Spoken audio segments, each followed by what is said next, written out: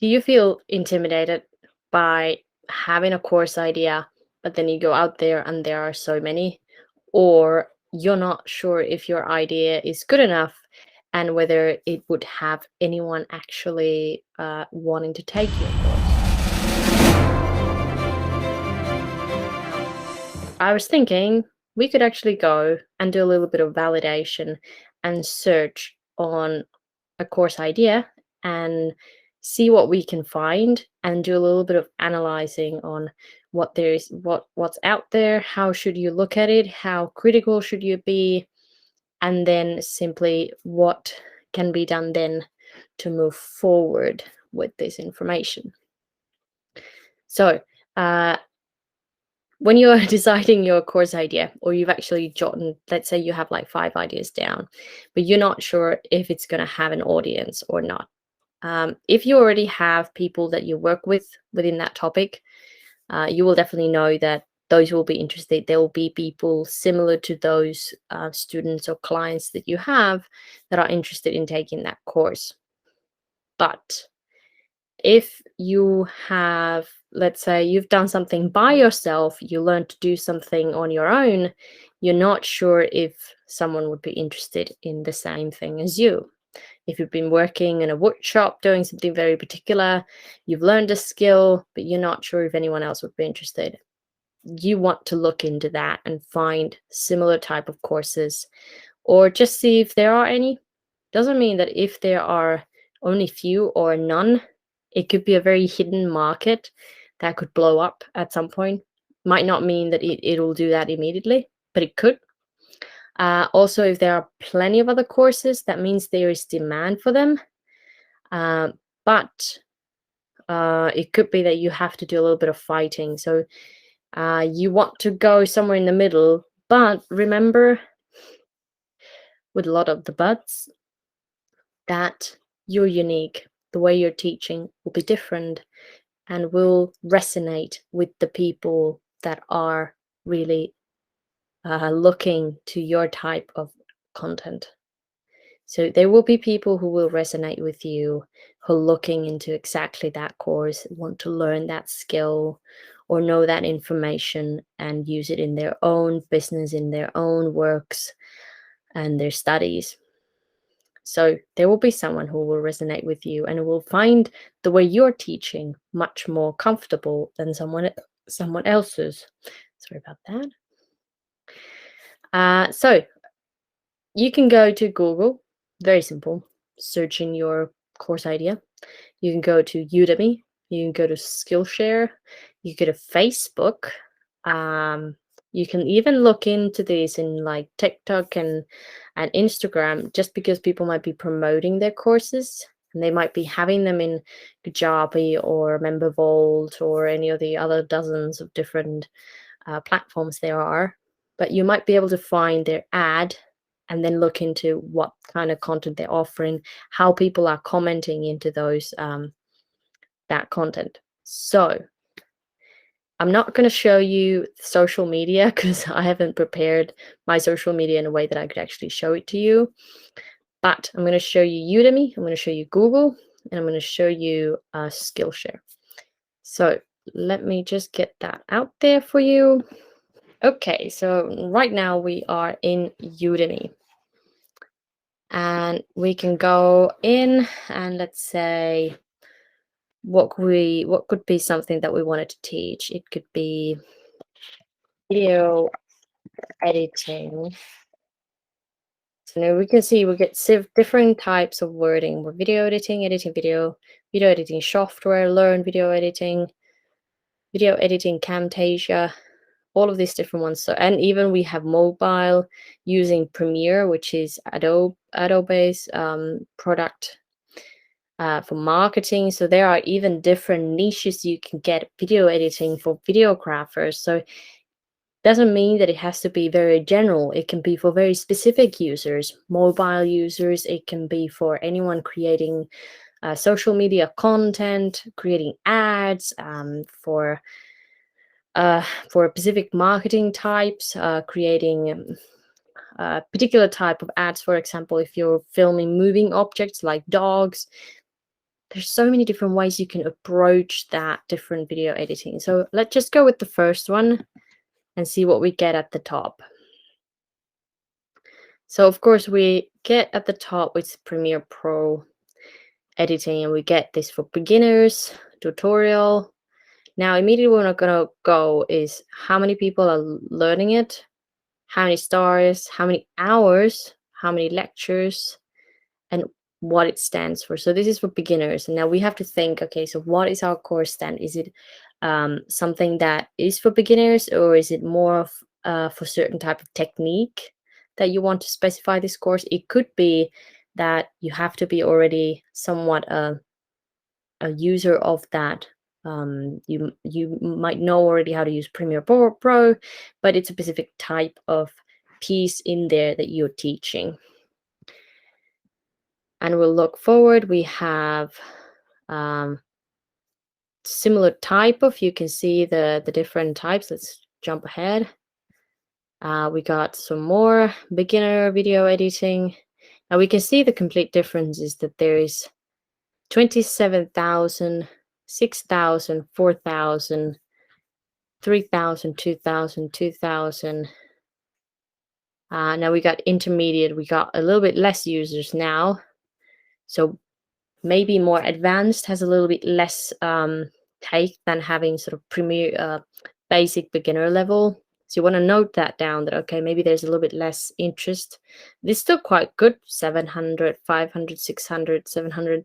Okay, then we got complete video editing. So that's again lots of tutorials. So you would look through this and you would be a little bit of get an understanding. So we got a production boot camp here, 9 hours, 74 lectures, 8,000 people. And you can see this goes on for 433 pages. So there's actually seems to be a very good amount of courses there. What you want to do then is have a look at any one of them. Doesn't really matter which one, you just pick one. Let's take this, this is with DaVinci Resolve. And you want to go and have a look at what they're teaching, what's included in the course, because you don't want to compare to yours, but you want to see how people are actually explaining things, what kind of words they're using. Just because you want to make sure that you do give your own spin into it, and you're thinking, okay, what is my approach? And when you're thinking about who is going to do the course, what kind of language they're going to be using, what resonates with them, what helps them to understand what kind of course they're making. Again, you see not that many hours in there's 11 articles, some resources, and you can see the requirements. Look it through the description, get an understanding what they're doing. Again, don't feel disheartened if your course doesn't have as much content than some of the others. Again, you can easily make a course or a small training about very specific type of thing, and you can still get a decent amount of payment out of that, because remembering that you're still helping. The most important thing is you're helping people to learn. But you can definitely think about, like, okay, we can see that they valued this is at 100 and now it's on a discount. There's quite a bit of these discounts that I've seen, especially in Udemy. You can host your course anywhere, so you don't have to use Udemy, but it's one option. It might be an easy one to start with. Okay, let's do something different. Let me share Skillshare, and we can pick something different. Now let's go something that I don't know as much about. Let's do leadership and management. Okay, I know a little bit about my work. We can do, let's do collaboration. Something to do with collaboration, building tools to build your system, effective listening skills as a leader, Excel pivot tables. So these are a bit of, oh yeah, well, collaboration is something you can do in many different ways. Again, what you want to do is Skillshare is a little bit different because you can buy individual courses, but you can also pay monthly. For example, Microsoft Teams Fundamentals, Teams for Beginners. Let's take that one and do a search on Microsoft Teams. Let's do that. Let's have a look at it. So we have one that has 1,334. That seems to be very popular. 700, 200, and then we have somewhere ranging 100 students there, 300 students here. Of course, these all have different themes. So again, remember that you can approach the topic from a different perspective. And when you do it yourself, you'll give it a spin, your own spin when you're looking at it. You can get inspired, but again, do not plagiarize anyone. So don't directly take someone's course and just use the same wording and everything. That is just very rude and unprofessional.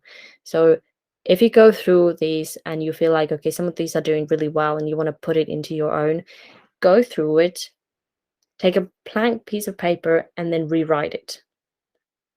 Or when you're doing a video, just let it come out of your head as your thought, and it'll become some kind of a mixture of what you have learned and what is your own wording. Just don't read it directly or copy someone else's work. It's not fair and it's not fun. So let's take this one with 782 students and have a look at this one. Mastering Microsoft Teams, the ultimate communication hub. Let's not look at the video. Let's look at the lessons. Now you can see the lesson times are roughly somewhere between, well, there's some that are a little bit longer, but again, my suggestion, somewhere the golden boy is somewhere about 7 or 8 minutes.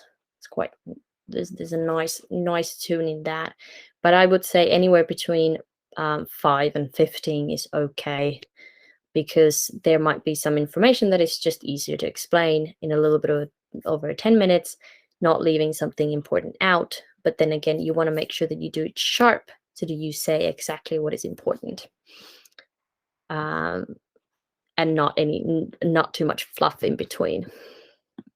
Again, we can have a look at this, how they've presented the class. You always want to be very direct. What is learned immediately in the beginning? What is going to be the goal? What is the student going to learn at the end of the course? And then all the pieces that there are to be learned. A little bit of information about yourself. You can see there is nothing much more, but that looks quite nice. So there's a little introduction video here that you can watch, 25 seconds. So that's fantastic. So then we can jump on and do you can do a Google search. So any topic that you wanted to, let's say, let's put online course, and then we can do online course about woodworking. So we of course get some ads at the beginning. Let's jump past. So we got some Udemy courses. We get some on the Skillshare. You see, we get YouTube, so you can do a course on YouTube. Of course, that will most likely then be a free course, but there's nothing wrong with sharing your work free for everyone to see. And now we get different. Okay, so this is a website that collects different best online courses. Of course, you can have a look at there. These are some classes at an academy. Wood skills online. Okay, so we've got some classes here. They have their own website completely. So this way you get a little bit of an idea where they are, what kind of hits you're getting. Of course, woodworking is most likely, and it is something that helps if you're actually there teaching, but it doesn't necessarily need that. So let's stop that and let's jump back in. So I hope you found this interesting. If you have any questions or you would like to help in looking into this, just let me know, ask questions down below in the comments. Please follow if you would like to see similar content. I'm happy to be here and help you in any way I can. So I hope to see you again. Bye.